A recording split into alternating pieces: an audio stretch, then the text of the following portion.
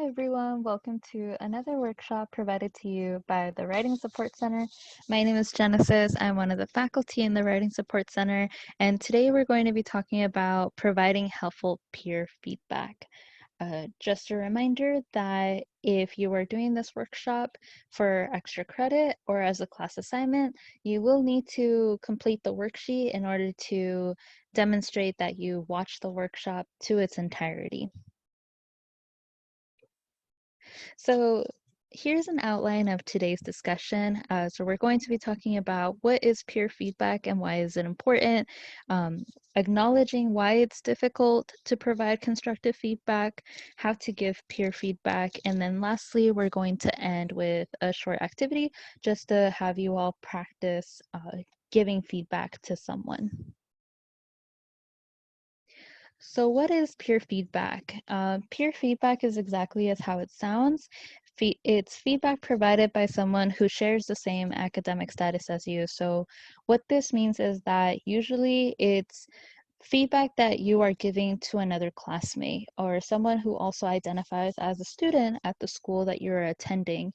This is different from getting feedback from either a teaching assistant or from your instructor, because usually those two folks have a higher level of understanding, meaning that they've had more training and practice with writing to provide feedback. So they're coming more from a quote unquote expert role. Whereas when you're providing feedback to another classmate, both of you are still learning the process, you're still practicing writing and developing and how to develop your ideas. So usually peer feedback tends to be a little more equal in terms of a power dynamic. Um, your professors often present peer feedback as a class activity after turning in drafts. And there is a reason for this. They're not just assigning peer feedback activities as a way to kill class time, so to say. Uh, there is a purpose to it, and below under importance you will see some of those reasonings. So for one, it helps reaffirm your own knowledge. A good way for you to test how well you know something is to help explain it to someone else. And similarly, you can apply the same strategy with writing. So in order to reaffirm what you know about writing and putting your putting your ideas down on paper and developing your arguments, um, you can apply what you know when you're providing feedback to someone else. And in that way, it helps you become a better writer, because you're not only reaffirming what you know, but you also start seeing different strategies that different strategies and writing styles that your peers are using. And it might make you start thinking like, oh, maybe I can try that out next time in order for me to better present my own ideas. And then lastly, it creates camaraderie and community by breaking you out of the isolation of writing. So writing often feels like an isolatory act. It often feels like we're doing writing on our own without others. But writing is actually a very communal act, and part of the way that community is built is when we work together to help strengthen our own writings. So there's a lot of different reasons why your professors will assign peer feedback as an activity, and all of it is to help you become a stronger writer. So what's hard about giving peer feedback? Peer feedback can feel a little intimidating. Oftentimes, it can feel as if we don't know where to start when providing peer feedback, and that's completely okay. There's a lot of reasons for that. One is because we might not be sure what to comment on. We might not be sure how to approach giving feedback to our peers, like where to start. And so all of that can make the assignment feel a little more difficult. It can make it feel very intimidating.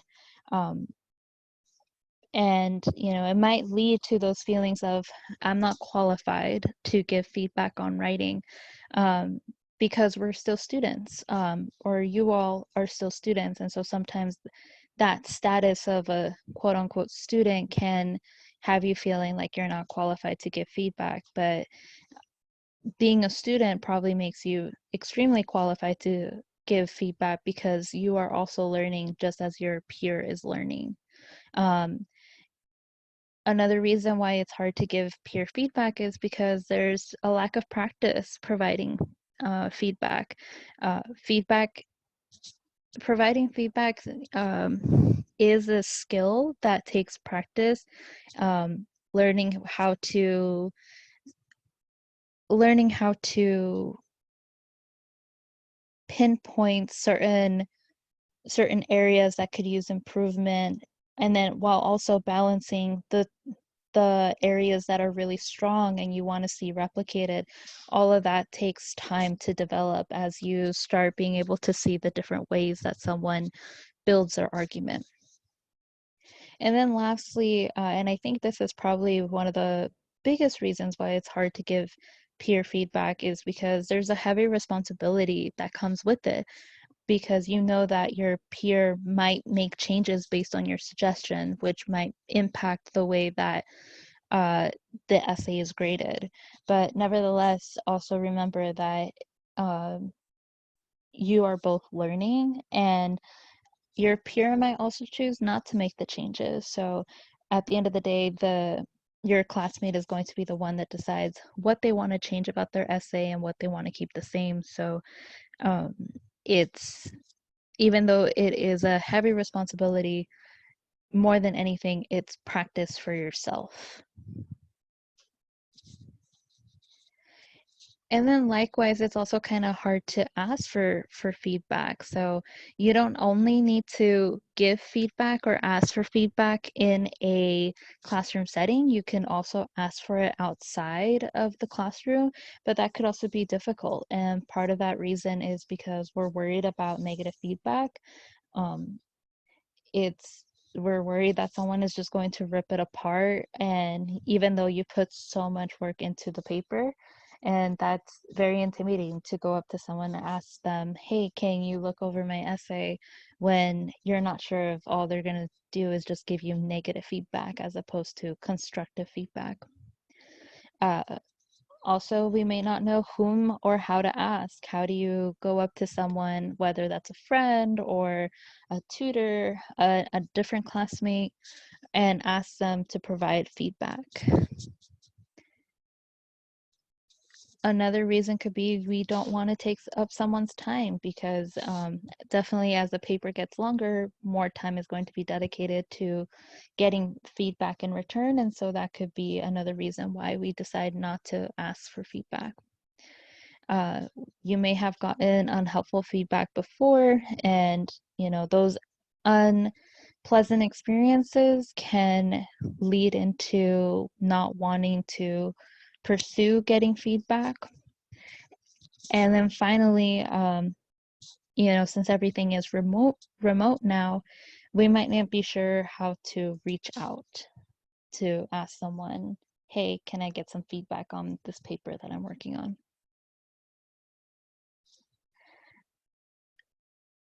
After discussing all the different reasons of why it's difficult to provide feedback, why it's difficult to ask for feedback, the purpose of this workshop is really to provide you with strategies for how to approach and how to provide peer feedback.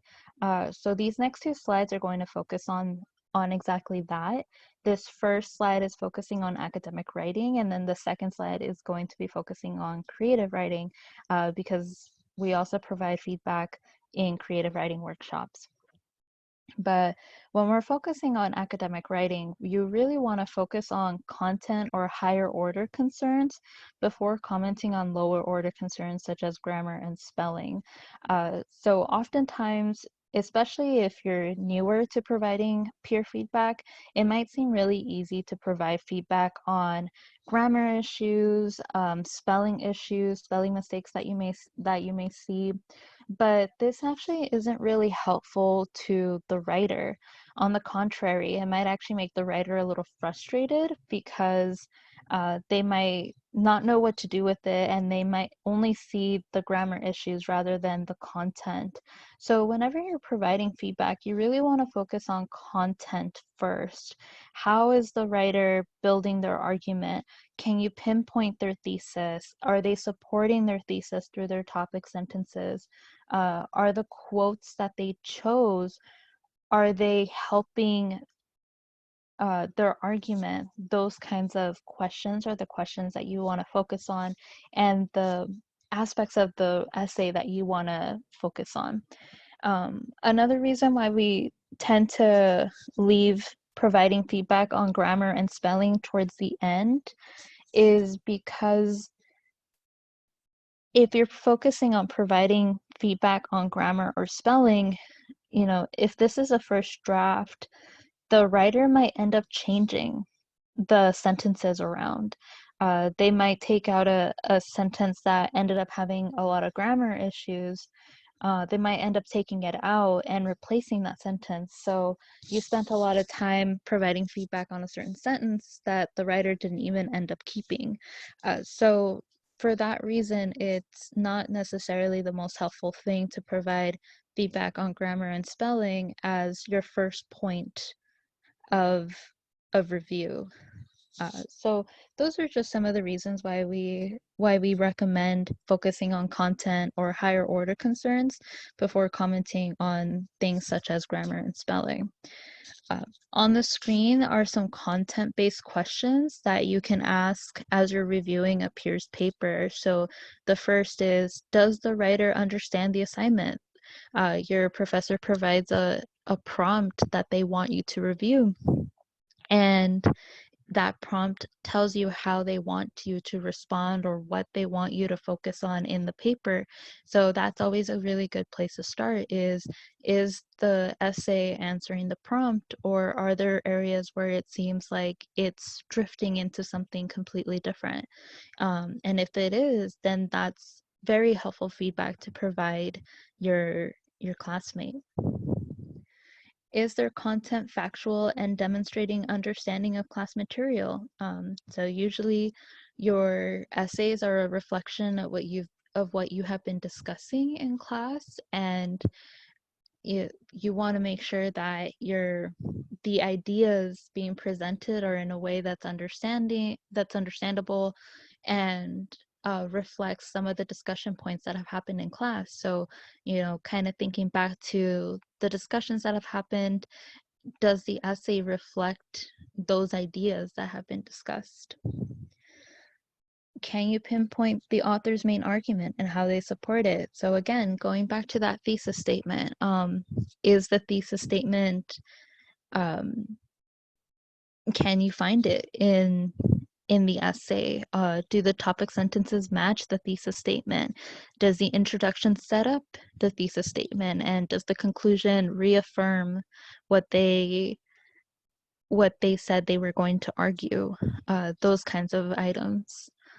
Is the information presented in a useful order? Did you feel you needed certain information before entering a paragraph? Is there another order you recommend? We talk about flow in essays, and um, sometimes we have students ask us, oh, does my paper flow? And when a student or a peer asks that, they're really asking, is this in a logical order? So think about that. When you got into a certain paragraph, did you need more information before getting into that paragraph, or did you feel like you had enough information provided to you based on the previous few paragraphs that you had read? um, is a paragraph that's closer to the end, should that paragraph be closer to the beginning because it's reading more like background information? So those are things to consider as you're reading someone else's paper and providing them feedback. And then lastly, does the writer show how their points are connected? Do the intro and topic sentences prepare the reader?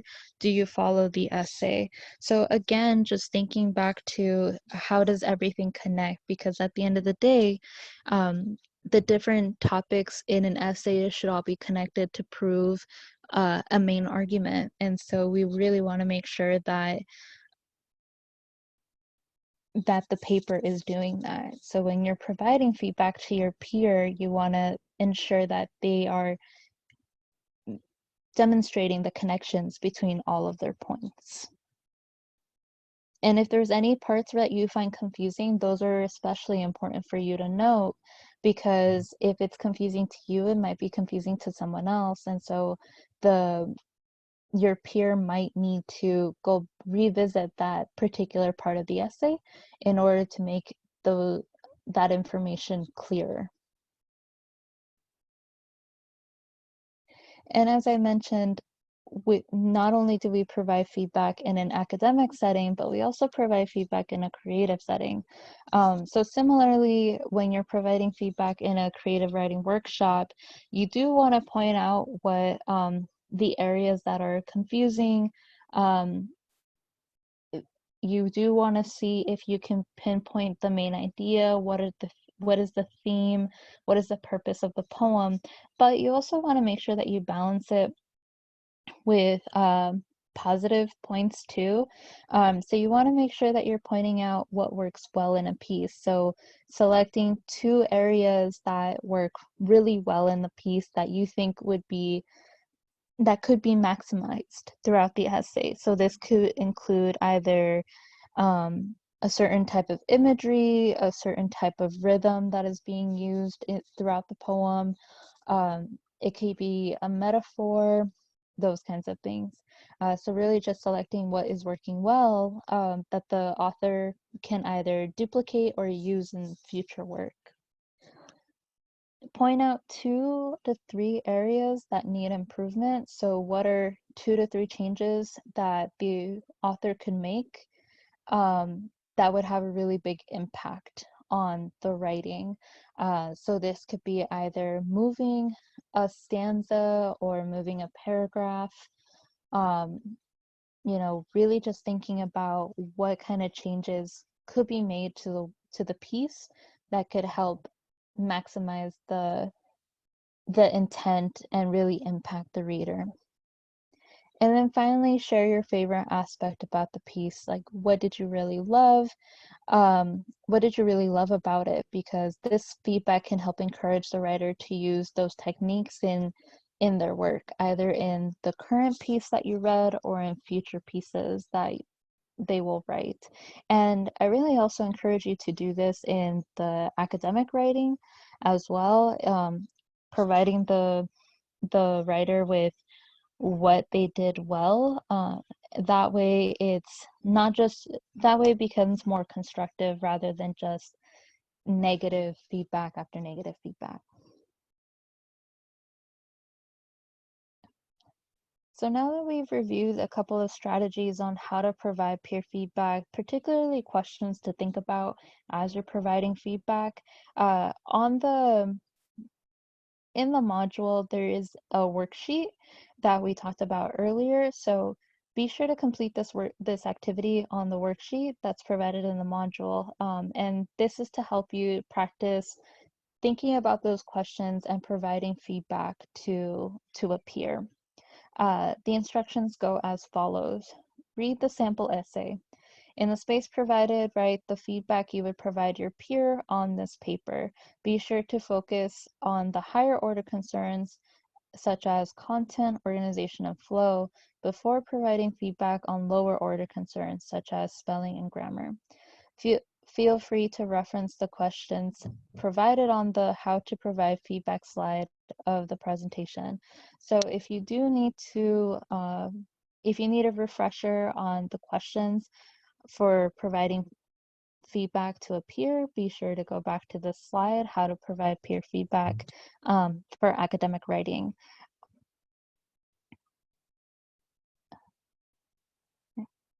And so once you complete this activity, you're free to move on to the next part.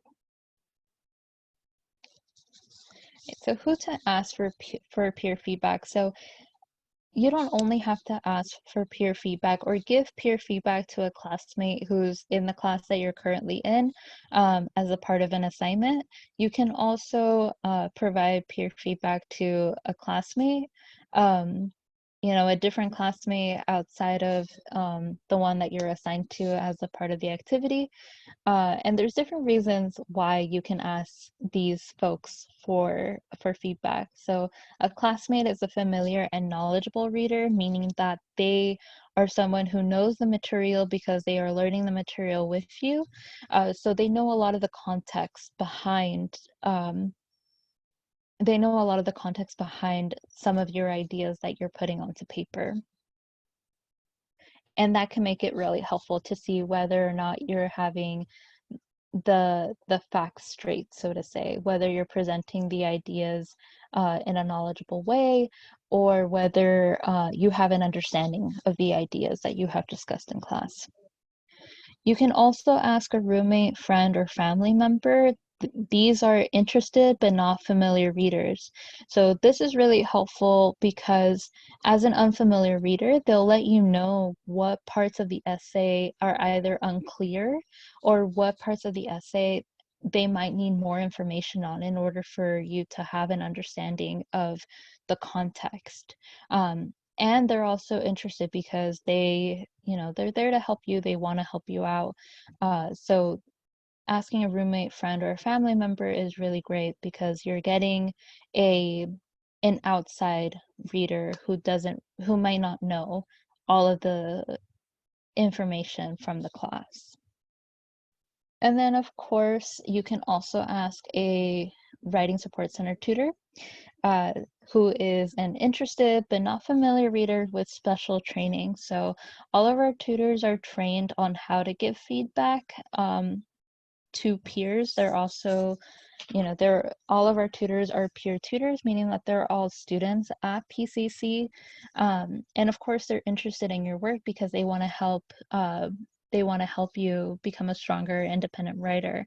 And while they may not necessarily know the context of the class or the context of the literature that you're reading in class, they have training on how to give feedback to help your writing get stronger. So that brings us to the end of our workshop. Just to do a quick little recap and summary as to what we discussed.